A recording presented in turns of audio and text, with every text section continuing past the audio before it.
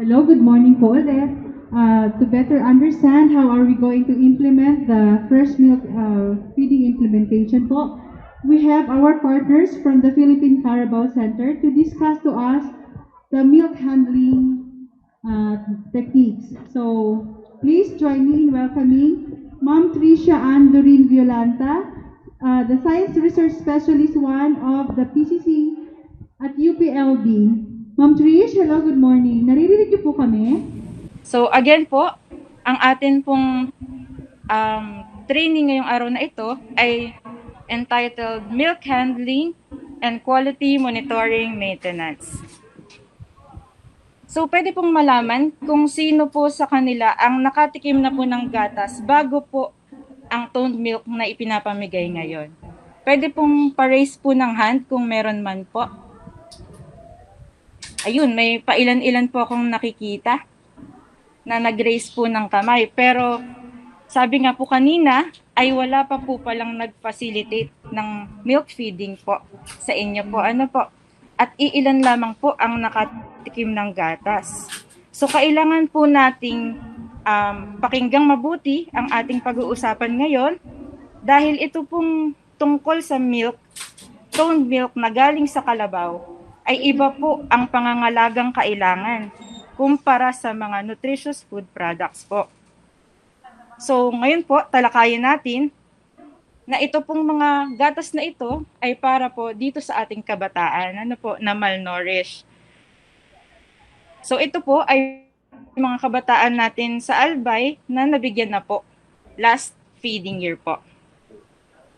Ano-ano po ba ang mga pangunahing functions ng gatas? It improves growth and development, helps strengthen bone and teeth development, as antioxidants. So ano-ano po ang meron sa gatas na nagbibigay ng mga functions na ito? Meron po siyang calcium, protein, at potassium. Mahalaga po na ipainom itong gatas na ito, kaya po ito na idagdag sa ating feeding program ay dahil na rin po sa antioxidants siya na makakatulong na hindi po agad magkaroon na or maging maapektuhan sila ng pandemic.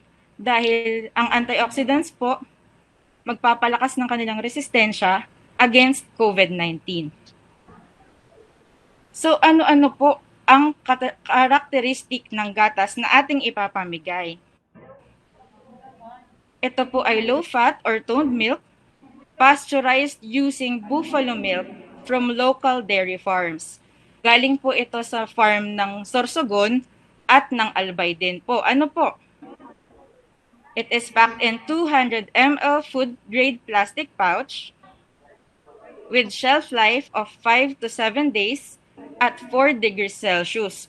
So ito po ang kailangan nating tandaan. Ano po? Kung maaari po ay i-note nyo po na kailangan po ay 5 to 7 days po ay maiinom po ng bata ito. So ano po ba ang simula ng pagbilang ng 5 to 7 days?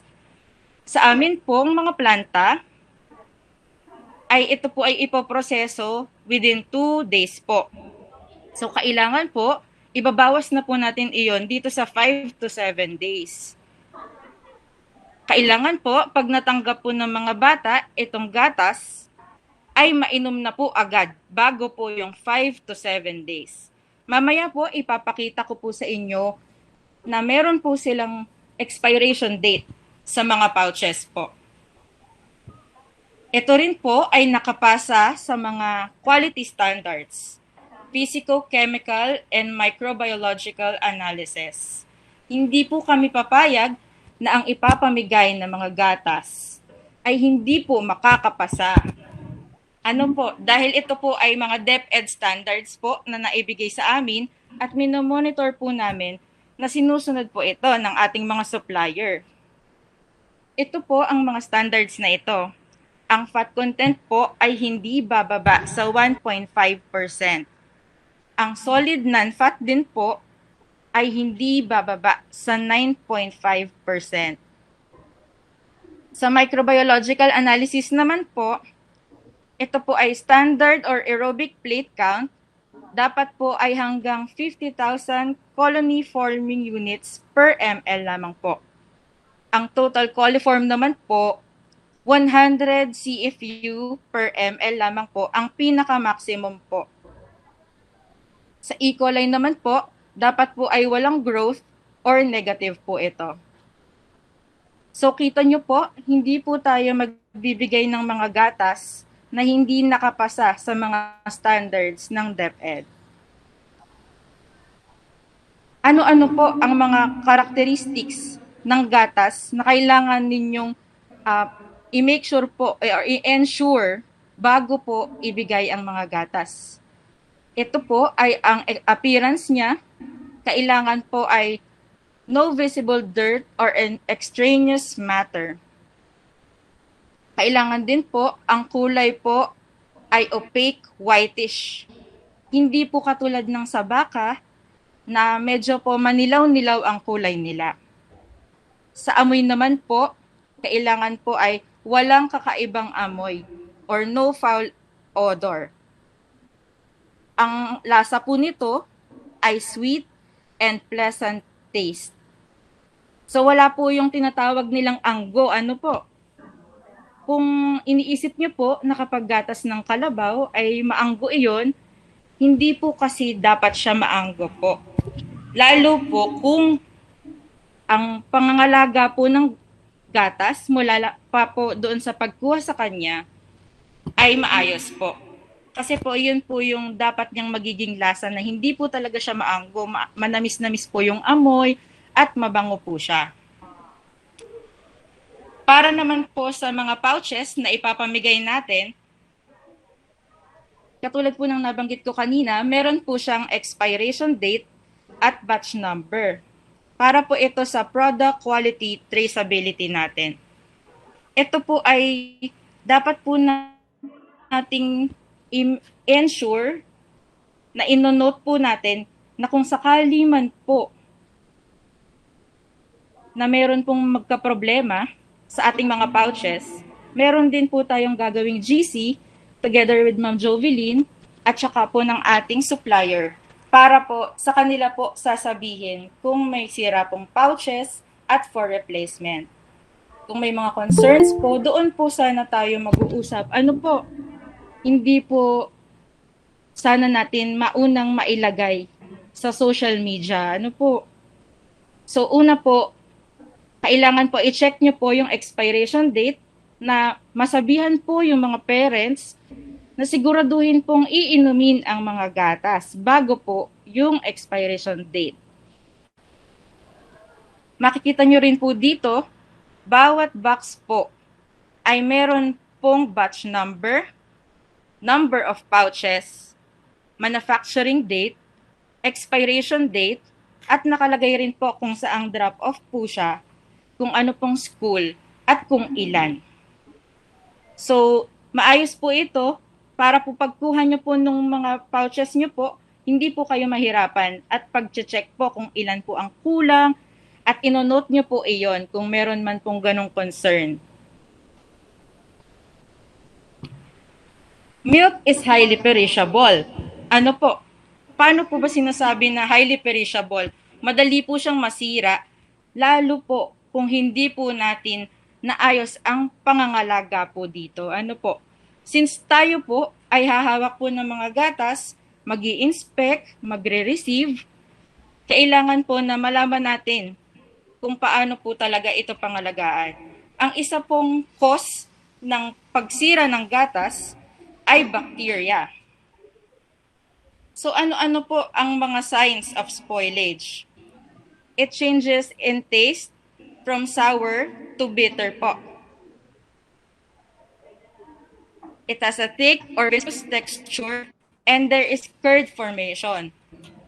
So ito po, sa mga mag-i-inspect po, magbibigay po tayo ng samples kada delivery para po ma-check po muna itong mga possible signs po na ito bago po ninyo i-receive at lalo't higit po na maipamigay sa mga schools at sa mga bata. Ano po?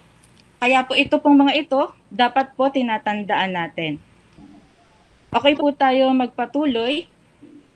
Maaari po bang malaman ko kung natatandaan niyo pa po kung ilang araw ang dapat nating minimake sure na makain po or mainom po itong ating gatas. Ano po, tandaan niyo po ba yung nabanggit ko kanina? Yes, Napakinote po? ma'am.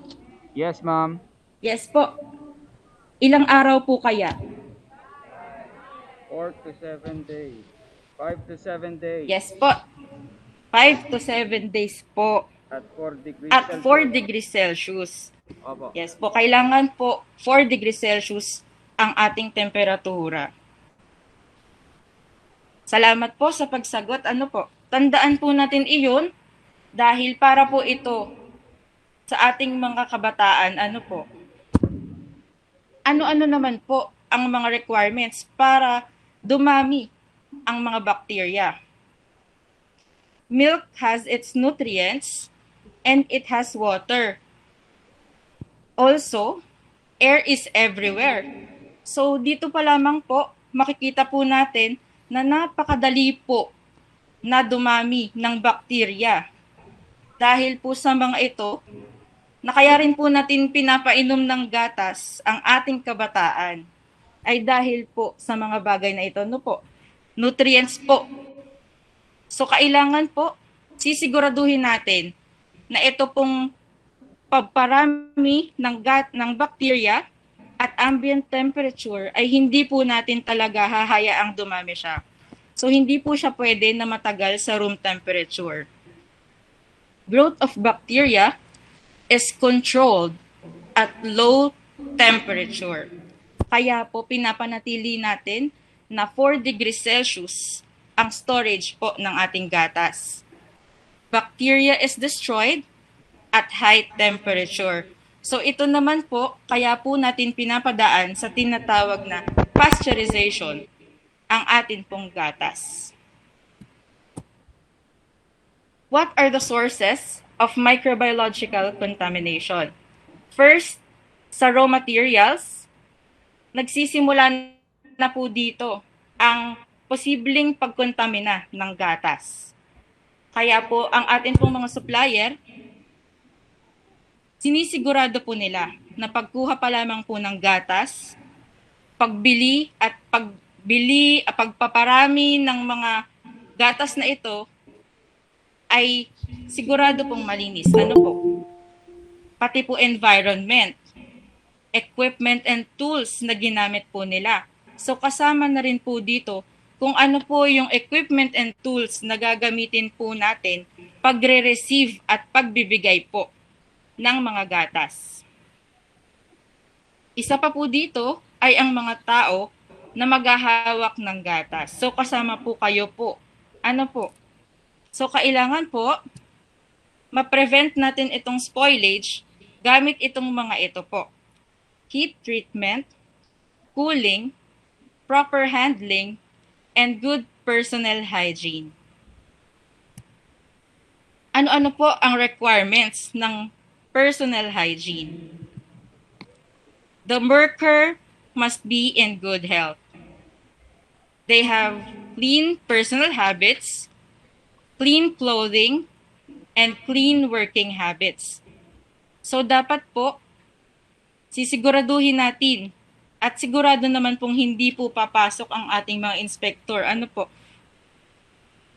Lalo na po't may pandemic ngayon, kapag po may nararamdamang sakit ay hindi po maaaring siya po yung mag-inspect or mamigay ng gatas po. Food handlers should not have the following: skin diseases, intestinal disorder, or diseases of the respiratory tract. Ito pong mga ito ay madaling makakontamina po ng gatas.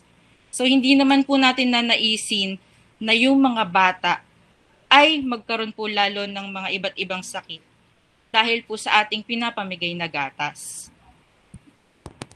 Ano po ang proper clothing ng mga maghahawak ng gatas?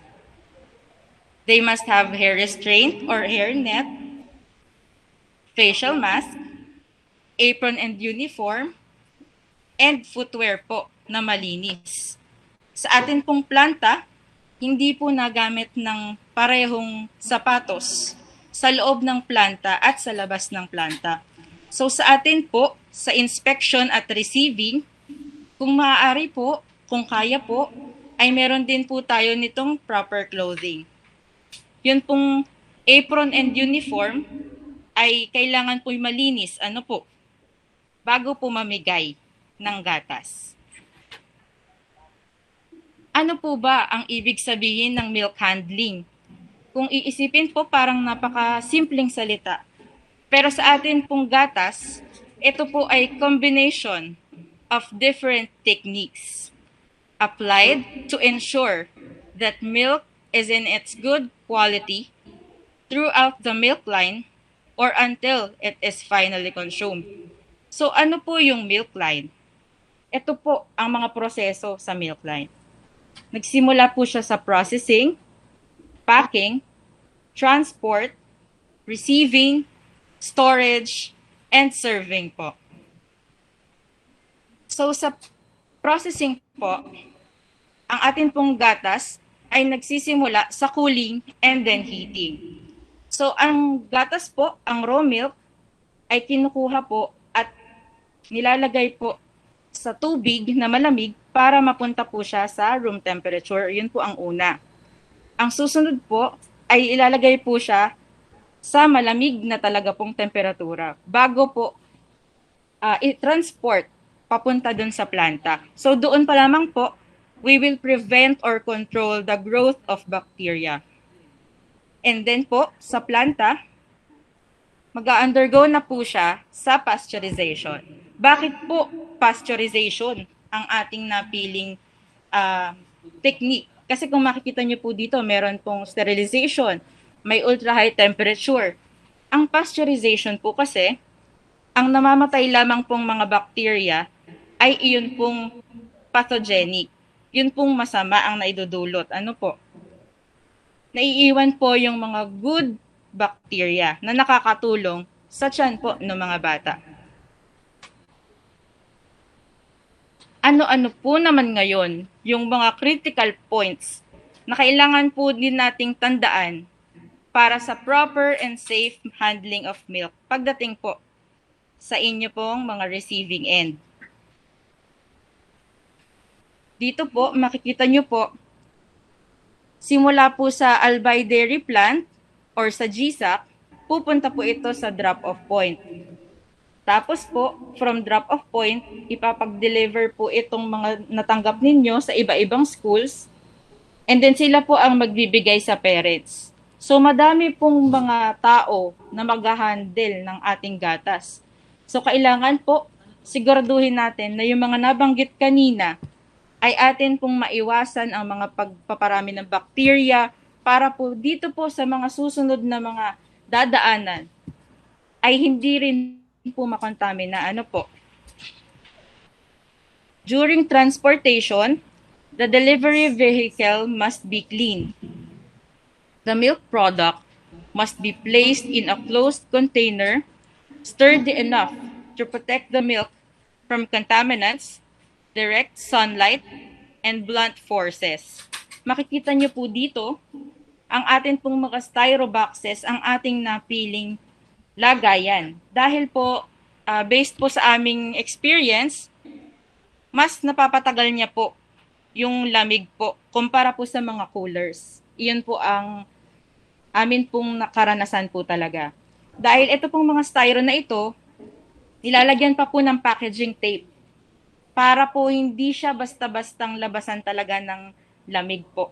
At hindi po basta-basta matunaw yung yelo. Isa pa po, pagkatapos po itong lagyan ng yelo at saka po asin, yun po ang ginagamit. Yun din po yung ginagamit ng atin pong mga nag-a-ice cream. Para po mabilis pong lumamig kung hindi man po magiging frozen po talaga yung gatas natin. Kaya nakita niyo po yung dinala po sa inyo mga frozen na gatas. Ganyan po minsan ang dinadala po sa drop-off dahil po doon sa ating yelo at asin. Tapos po, sinasarahan pa po ng packaging tape yung pinakaibabaw. Kaya po ang amin pong request, pagdating po sa drop-off, ay wag na po munang bubuksan yung atin pong mga styro. Doon na po bubuksan sa mismong school.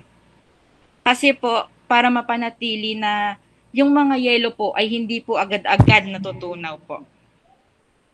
Kasi po, once po nabuksan yun, mas madali po siyang napapasok ng init ng araw o kung ano man pong maaaring pumasok pa sa kanya na magpatunaw po ng ating mga yelo. Isa pa po, yung pagkontamin na po, pag nabuksan na po yung ating mga styro po, iiwasan po natin. Ano po? So, yun pong i-inspect sa drop-off ng ating inspectors ay yun pong mga quantity na nakalagay po sa ating mga papel na ipapakita ko rin po mamaya. Meron din pong mga ibibigay na mga sample na iyon po yung titikman ng ating mga inspectors. So dito po, the temperature of the milk must be maintained at 18 degrees Celsius or lower to a maximum of 25 degrees Celsius during the duration of the transport. So ito po yung dahilan, kaya po talagang maingat ang ating supplier na ganito po kaayos yung packaging ng styro nila. Ito po ang kailangan nating tandaan. Ano po? Do not break the cold chain. Ito po ang talagang dapat nating tinatandaan dahil dito pa lamang po, hindi na po tayo mapapamali at hindi po basta-basta masisira yung gatas natin. From the processing plant to the drop-off points po, to schools and to households, hindi po dapat natin masira yung cold chain. Milk should be kept cold at all times. Ensure that milk is always cold, the colder, the better. Kaya po kapag po frozen siya, mas okay pa po yun. Para po pagdating po dun sa mga bahay or kung malayo po yung mga parents, malayo pa po yung babiyahihin nila, at least po frozen siya. Pero po, kung malayo po ang babiyahihin ng mga parents na alam naman po natin, ay sabihan po sana natin ang ating mga parents na magdala po ng mga lalagyan. Lalo po thermal, o kaya po ay styro, o kaya po ay cooler. Para po sigurado yun. Kasi po, ang atin pong gatas ay dapat lamang po maximum of 2 hours sa room temperature. So kung malayo po yung babiyahihin, lalakarin ng mga parents, maaari pong masira agad yung gatas or binibigyan po natin siya ng mas mahabang oras para makontamina po. So, i-ensure din po natin na sufficient po ang yelo na available po sa mga gatas. Iyon po ay aming request sa mga drop-off po. Kung maaari po sana, ay makapag-provide po kayo ng yelo. Ano po? Para po additional lamang po iyon, pagpapamigay po sa mga parents, para po yung gatas, lalo po kung wala po talaga silang magandang lalagyan, thermal bag lamang po ang dala nila, lalagyan pa rin po ng additional na yelo. Dito po, sa receiving and inspection, makikita niyo po dito, ito po yung aming last feeding year. Makikita niyo po dito si Ma'am Jovi, na nag-i-inspect po sila ng gatas at nagre-receive po. Ano po? Dito naman po, nagkaroon po sila ng milk sampling. Nandito din po si Ma'am Jovi, yung nakaputi po. Dito naman po, mababasa po natin dito that the quality of milk must be on its peak upon receiving. So ito po, i-make sure po ito ng ating mga supplier na ang kalidad ng gatas ay maayos bago po makarating sa inyo. So sa atin naman po, upon receiving, milk should be chilled or frozen. Paano po ito? Lalo po kung hindi po agad makukuha ng mga parents, sana po ay makapag-provide po tayo ng pagtatabihan ng mga gatas. Pwede pong refrigerator, chiller, o kaya po'y freezer. Kung wala po talaga, pwede po sa mga styro boxes, pero atin pong lalagyan ng additional na yelo. Dahil yun pong laman niyang yelo sa loob, maaari pong may natunaw din po. Kaya po dadagdagan po natin kung wala po tayong refrigerator or chiller or freezer po. The milk must not have an observable dirt and of odors. So ito po nga ang i-check or i-inspect ng ating mga inspectors upon receiving po. Reject milk if quality is questionable. So pag po nagkaroon ng problema, concern, maaari po ninyong kontakin ang ating supplier. Lalo po meron po tayong GC na gagawin para po doon po tayo maglalagay ng mga concern. Pag-check po ng quality ng ating gatas, una po, i-inspect po natin yung containers, yung ating styro boxes or ice coolers. Kailangan po ay clean, sealed, and undamaged. Ito po ay pag natanggap po ninyo na hindi naman po siya damaged, at inuwi niyo po sa inyo, ay sana po ay inyo pong pangalagaan. Dahil ito po ang request namin. Ano po? Medyo mahal din po kasi itong mga styro boxes or coolers. Kaya po pag ito po ay na-damage, maaari pong kayo po ang magpapalit po sa inyo po. Kaya po atin na lamang pong pangalagaan. Dapat din po, pag wala na pong laman, lilinisin po natin para po wala pong masirang gatas. Dahil iyon pong styro boxes na matatanggap ninyo, ay kukunin po yung wala na pong laman sa susunod pong delivery. Papalitan naman po iyon ng bagong styro po sa inyo. At iyon pong mga kinuha nila na wala na pong laman, ay yun po ang paglalagyan ulit nila. Kaya po iwasan natin na meron pong masirang gatas doon. Dahil po maaari pong makontamina yung susunod pong delivery. I-check din po natin kung may mga leakage or may mga sira pong pouches. Ito po, again po, doon sa GC natin, doon nyo po siya ilalagay kung meron pong mga sirang pouches. At yun naman po ay i-replace po agad ng ating supplier during the next delivery. Pero ang isa pong request namin din po, pag po ganitong may mga leakage or sira pong pouches, picturean nyo lang po. Tapos ilagay nyo po yung inyo pong drop-off at kung ano pong date. Para po kita po agad ng supplier namin. Ano po? And then check the smell and taste of milk for any of odors or kakaibang flavor. I-reject nyo po yung gatas kapag po questionable ang ating gatas. Ngayon po, di ba po, meron po kaming binigay na gatas para po inyong tikman. Ayun po ang dapat na lasa, amoy, at itsura ng ating gatas. Maaari pong hindi frozen pagdating sa inyo, chilled lamang, pero ang lasa po, itsura, at saka po amoy, dapat po ay maayos. Inonote po natin, the inspectorate team must fill up the receiving form upon determining that the milk is in good condition upon receiving.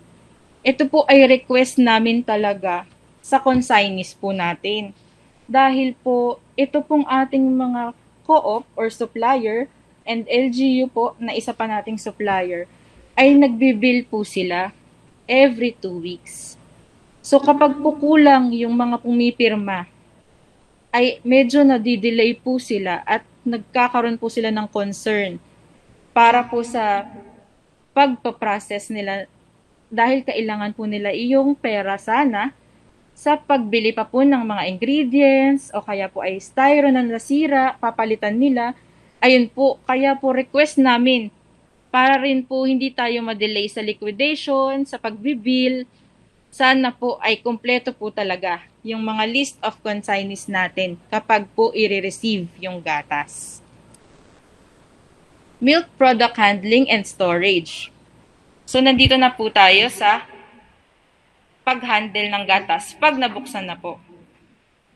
Keep refrigerated or chilled once open. So, ito po ang ating reminder sa ating mga parents. Dapat po ang pagtatabi nila ng gatas sa kanilang refrigerator ay isa lamang po ang kukunin nila kada iinom ang bata. Para hindi na po lahat kukunin niya ng sabay-sabay. Kasi po, tulad nga po na nabanggit ko, dapat po 2 hours maximum at room temperature ang mga gatas. Tapos po, pag hindi na ubos ng bata, i-chill po kapag nabuksan na po siya. Dapat po din, i-consume siya before the indicated date of expiration. Kung nakita nyo po, meron naman pong expiration date ang ating mga pouches. So, kailangan po, bago po ipainom ng mga nanay or tatay, i-check po nila yung expiration date. Storage of milk.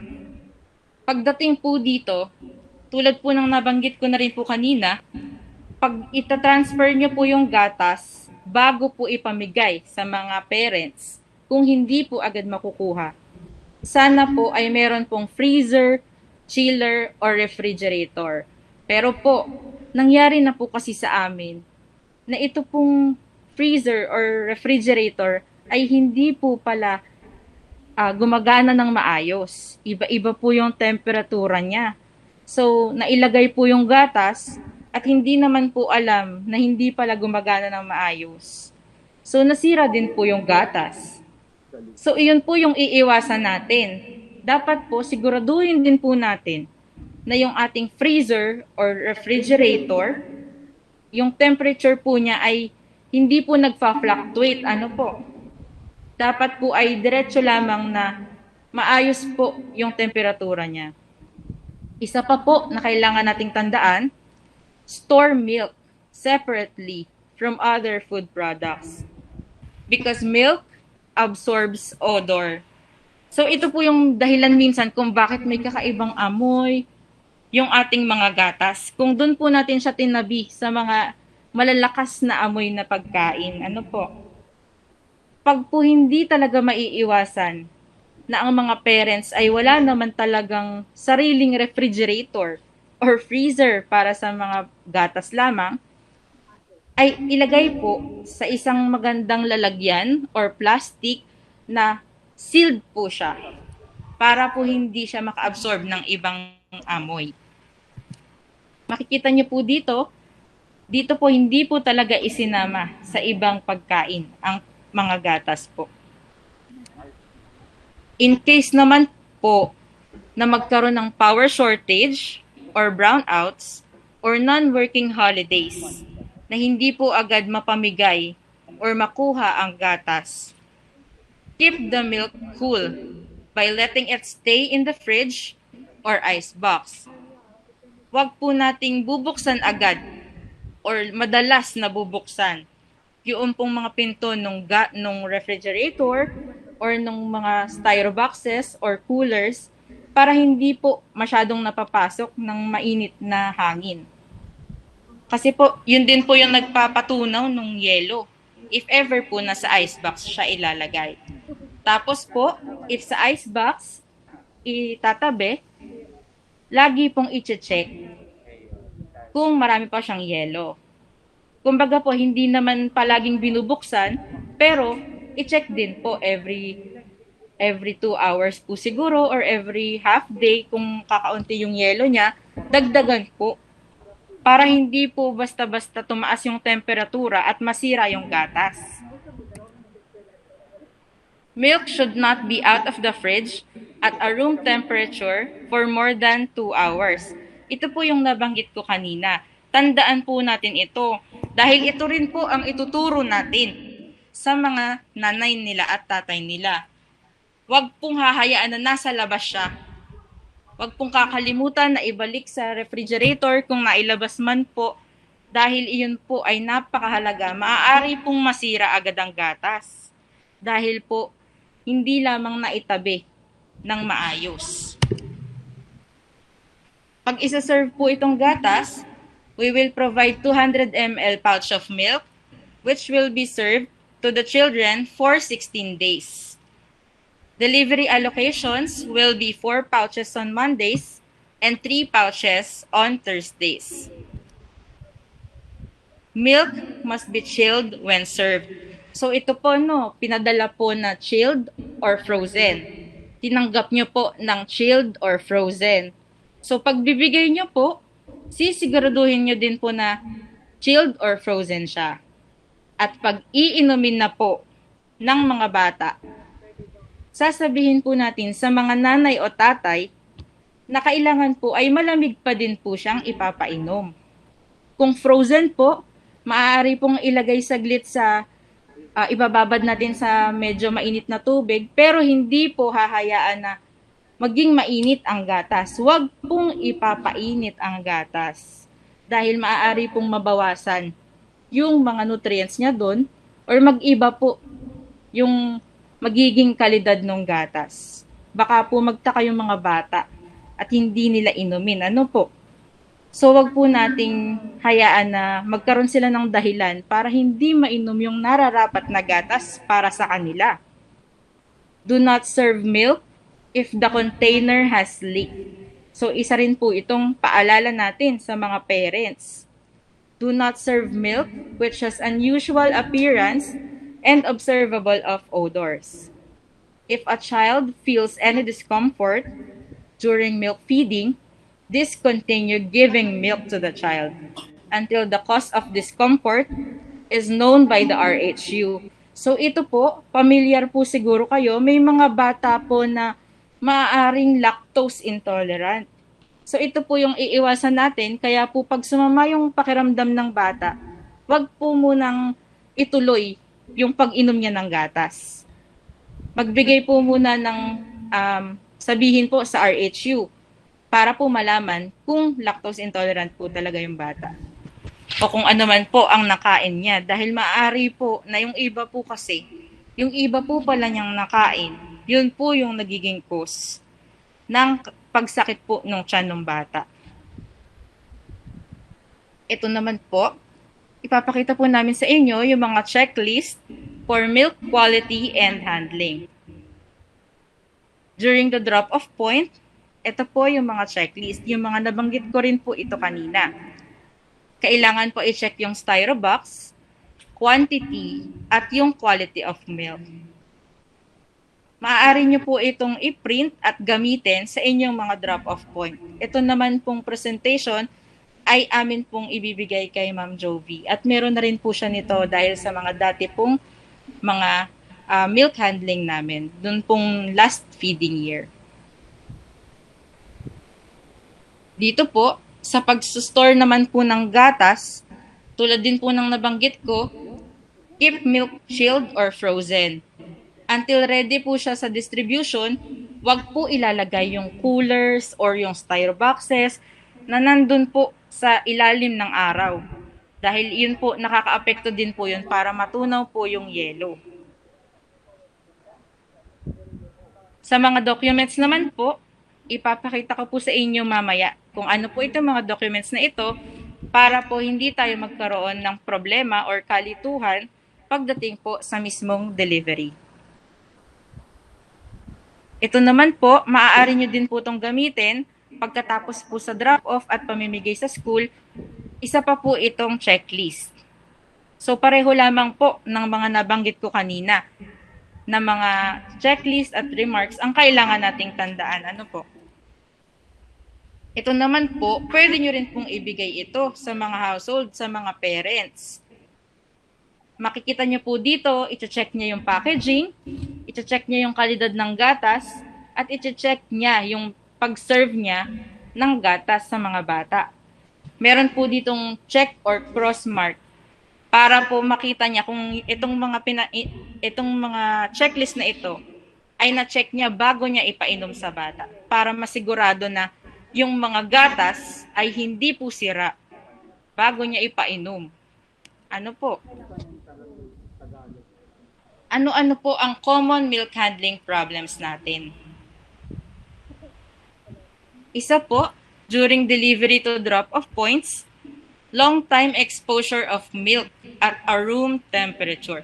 Ito po yung iniiwasan natin, kaya po ang atin pong request ay hindi na po bubuksan yung mga styro boxes during delivery sa drop-off.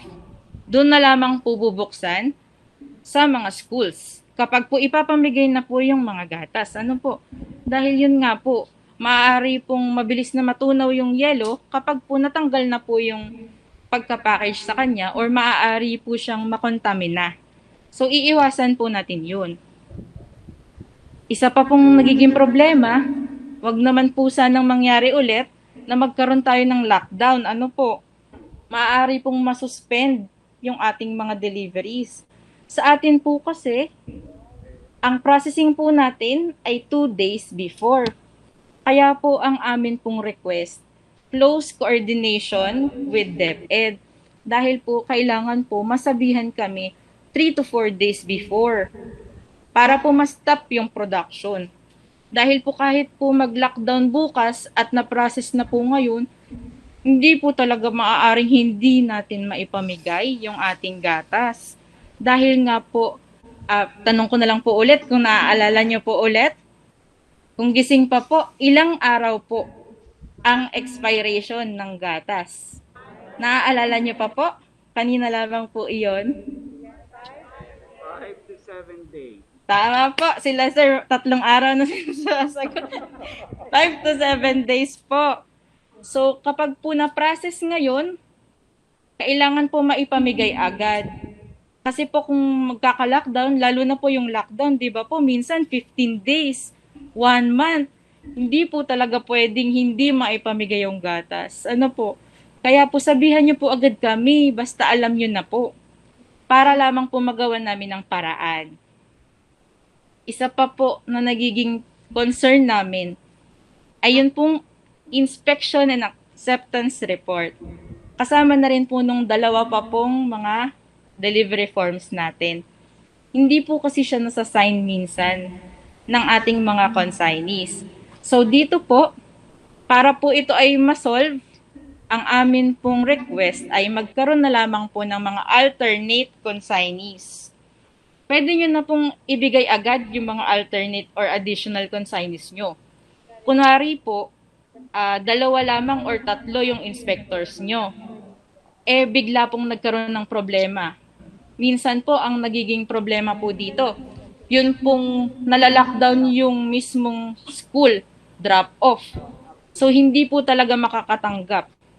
Kung sila po lamang 3 ang consignees at nandun sila, wala na pong tatanggap. So, pwede po kayong magdagdag pa ng iba. Para if ever man po na ma-lockdown or hindi po pwede yung 3 yun, meron pa pong additional. Ang amin naman pong good news, hindi ko po alam kung good news talaga sa inyo to, pagdating po sa ating mga IAR, dati po, ang gawa namin ay 3 po ang inspector at isa sa acceptance. Ngayon po, pwede na pong isa lamang inspector ang nakapirma at isa po sa receiving or acceptance. So, hindi na po kailangang intayin yung 3. Tig-isa na lamang po. Pero kailangan po magkaibang tao ito. So, dalawang tao po per delivery.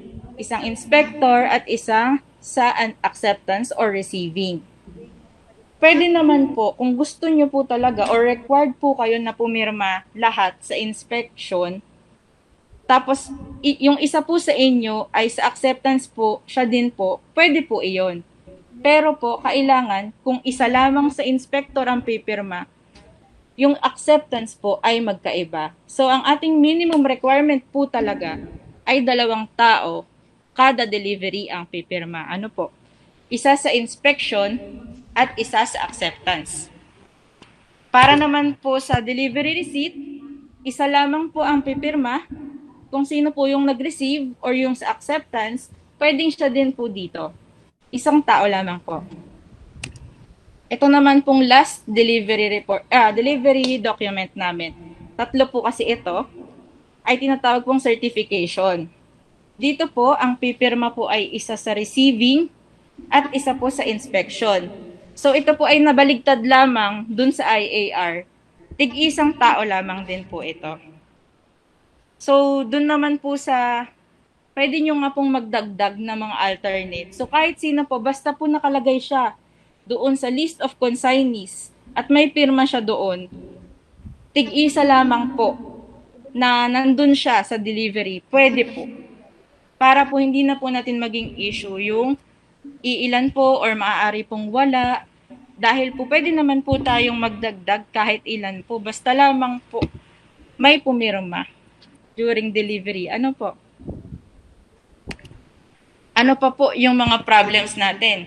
During storage po, insufficient ice in styro boxes or coolers during temporary storage. So ano po yung temporary storage? Yung temporary storage po kasi, ito po yung pagtanggap natin, hindi pa po kinuha agad ng parents or alam nating hindi pa po kukunin. So ito po yung kailangan magdagdag tayo ng yelo or ilagay natin sa mga ref nga po or chiller or freezer. Inconsistent or fluctuating temperature of freezer. Kailangan po siguraduhin natin na negative or 0 degrees Celsius ang freezer. Kung refrigerator naman po, below or maximum of 4 degrees Celsius lamang para po sigurado na hindi masira yung ating gatas. Ano po? Ito po yung mga standards natin. Storing milk to freezer or refrigerator with other food products. Ito po yung nabanggit ko kanina. Meron po kasing maaaring mga pagkain na madali at sobrang lakas ng amoy. Magkakaroon po ng flavor yung ating gatas. Maaaring maapektuhan yung pag-inom ng ating mga bata. So, katulad po ng langka, yan po ang aming madalas na halimbawa dyan. Napakalakas po ng amoy nito. Ang masama po, minsan napapasama sa mga isda. Nako, ayan po, magiging balansa yung lasa ng or amoy, pang-amoy. Kasi minsan po, di ba, naaapektuhan na yung lasa. Feeling nyo, lalasahan nyo, isda na rin. So, yun po yung iiwasan po natin. Sa temporary storage po, at pati na rin po sa storage ng mga parents. Ipaalala po natin ito para yung ating mga kabataan, lalo po first time nila na mag-fresh milk, ay matuto pong uminom ng gatas. Ano po? Dahil iyon naman po ang gusto nating matutunan nila. Ano pa po ang maaaring concern? Parents do not bring suggested coolers, styro boxes, or any container to store the milk during transport, especially to households with 2 to 4 hours travel time or more pa po minsan. Ito po yung nabanggit ko kanina. Again po, sana po masabihan natin yung parents natin na yung magdala po sila ng cooler o kaya po ay styro boxes o kaya po ay thermal bag. Kung pamilyar po kayo, uso na po ngayon yung mga thermal bag. At least po yung thermal bag, pwede rin pong lagyan nyo ng yelo sa loob para po tumagal yung lamig ng gatas. Lalo po kung alam naman po natin na 2 to 4 hours travel time or more pa po. Meron po kasing mga bahay na malayo talaga, linalakad, or sasakay ka pa ng bangka. Kaya po ito po, paalalahanan po natin yung ating mga magulang na kukuha. Remember, good quality of milk can be maintained if properly and safely handled. In this momentous program, we can be successful only if we maintain open communication and work together for the good of the Filipino children. So makikita niyo po dito, nandito po ulit si Ma'am Jobs kasama yung mga dakila nating inspectors at receivers. Ano po? Sana po ay maging maayos din po yung pagtutulungan natin at maayos po yung pangangalaga ng gatas para po makarating sa ating mga malnourished na bata. Dahil ito pong ating ginagawa ay para sa mga bata at umayos ang kanilang nutritional status. Ano po? So maraming salamat po sa pag-invite sa amin. Sana po ay may natutunan po kayo. Salamat po. Ma'am, may question po kami. Actually, ako Yes, muna in behalf. Then mamaya, mag-entertain po ako ng questions. Okay, so yung una po, since dalawa po ang drop-off points per district, pwede po ba namin malaman kung anong oras yung time of delivery po ng bawat district? For example, sa Tiwi District, we have Tiwi Central School and Karnaga Elementary School. So, saan po ba manggagaling, ma'am, yung fresh milk at anong oras po nila expected na ma-receive yung gatas? Ay, sige po, ma'am. Ma'am, nurse, tatanong ko lang po, alin po kaya ang sa PGA at ang sa Sorsogon po manggagaling? Para po mabigyan natin, or kung gusto nyo po, doon na lang din po natin sa GC ipopost. Para po mas detalyado po.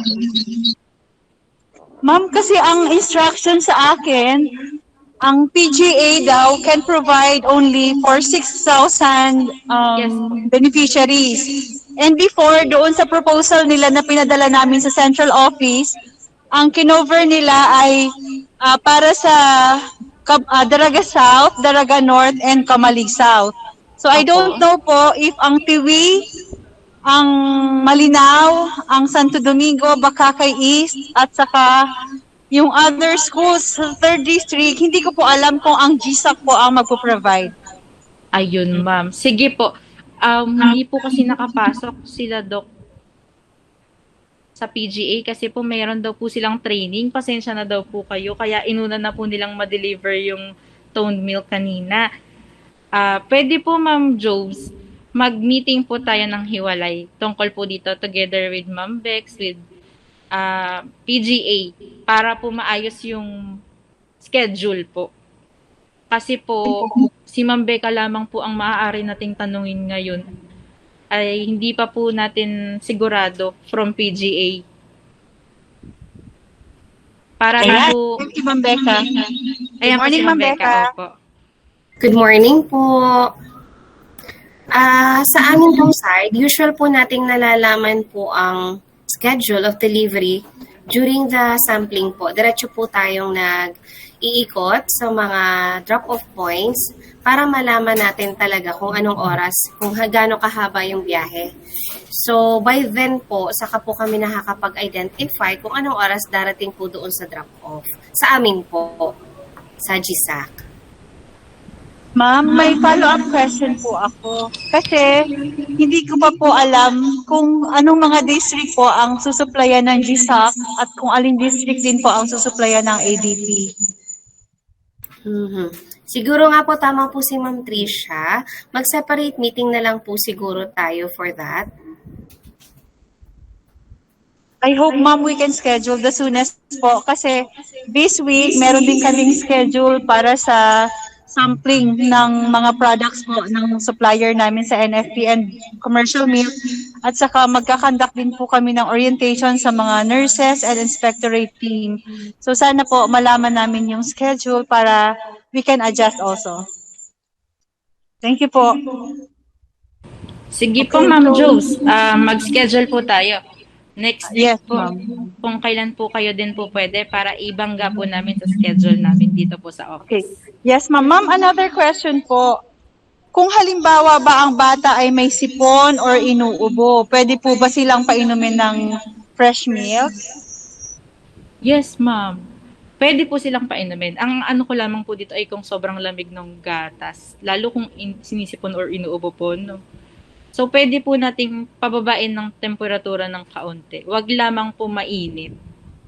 Para po chilled pa din, kumbaga malamig pa din po yung gatas. Dahil sa ano naman po yun, para maiwasan lang po yung epekto ng malamig na gatas sa sipon at ubo. Pero pwede po, makakatulong nga din po yun para mas madali pong gumaling yung bata dahil sa nutrients po ng gatas. Ang atin lamang pong ititigil yung gatas kung masira po yung tiyan. Ano po? Okay po. So you mean, ma'am, let me just clear on this, ano po? Apo. You mean po, kasi nagsiserve tayo ng chilled or frozen Yes. milk, di ba? Pagdating Opo. sa mga drop-off points. Yes, Then, ma'am. eventually, pagdating sa mga schools, medyo frozen pa yung iba. So, Opo. ang ibig niyo pong sabihin ay patutunawin po muna yung mga gatas Yes before po. ibigay sa mga bata or before Pwede po inumin. yun. Pwede nang ibigay Opo. sa mga magulang Pero, pagdating sa bahay, they will be given an instruction na dapat tunaw na po yung gatas before inumin Opo. ng bata. Ganun po ba, ma'am, ang meaning nyo?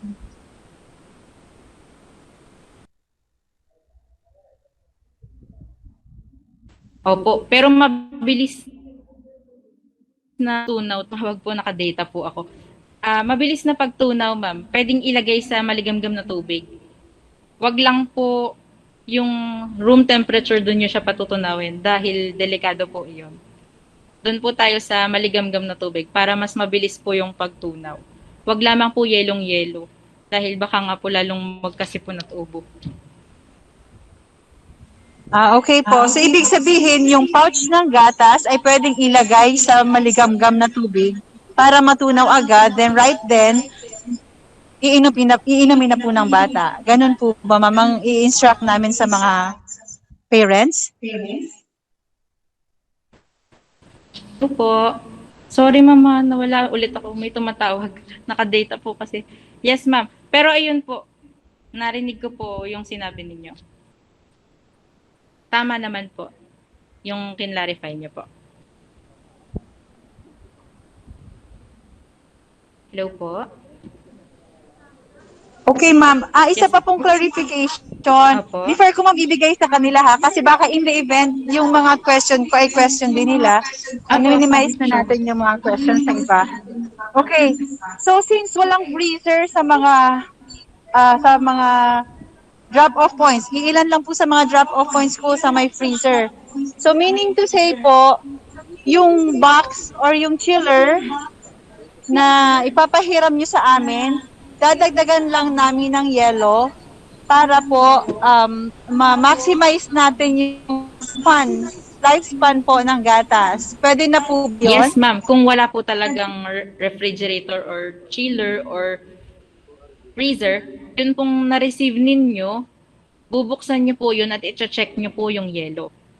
Tapos dadagdan nyo po para yun po yung temporary storage natin na tinatawag. Hanggang makuha po yun ng mga parents. Tapos po, kapag po matagal talaga, kailangan po chinecheck pa rin po natin kung natunaw na po yung yelo at dadagdagan po ulit yun para lamang po masigurado natin na malamig yung gatas, hindi po agad masisira. Okay na po, Ma'am Jobs?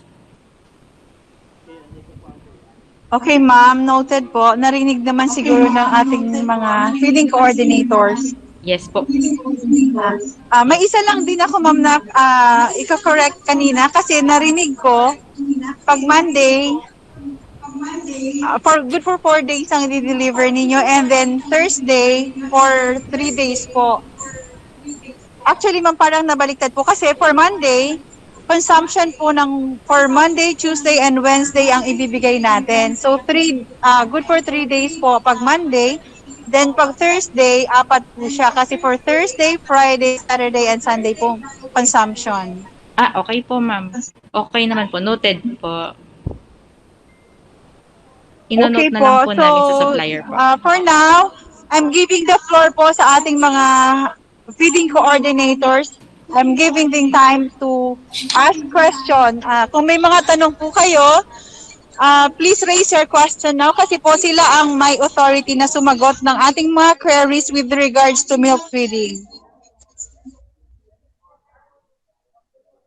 Sige po.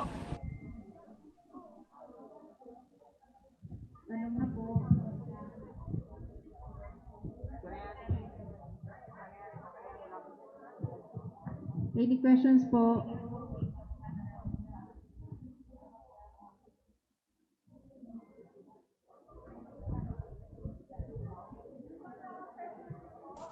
Yung mga questions po na mga district na mag-implement ng fresh milk, I'm sure may mga may mga agam-agam or may mga doubt kayo with regards to the implementation. So this is now the perfect time to ask question to our partner agency.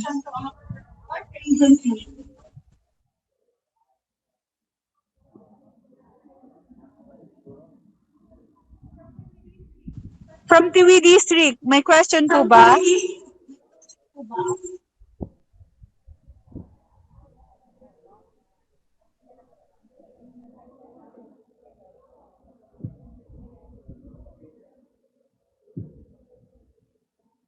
Wala daw. Siguro ma'am, naintindihan po. Malinaw District, may question din po. Wala.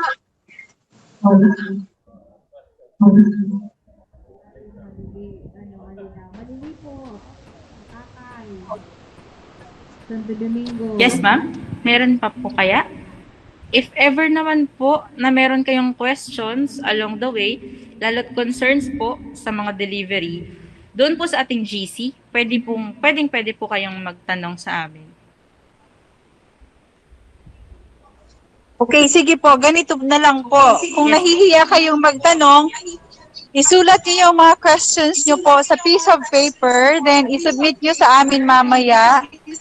Then itatanong ko kay Ma'am Tricia. Mamaya, okay po ba Ma'am Trish? Sige po, ma'am. Okay, so baka Wala kasi pong nahiya magpunta dito sa Opo. Wala pong problema. Nabusog na kasi kami ng gatas.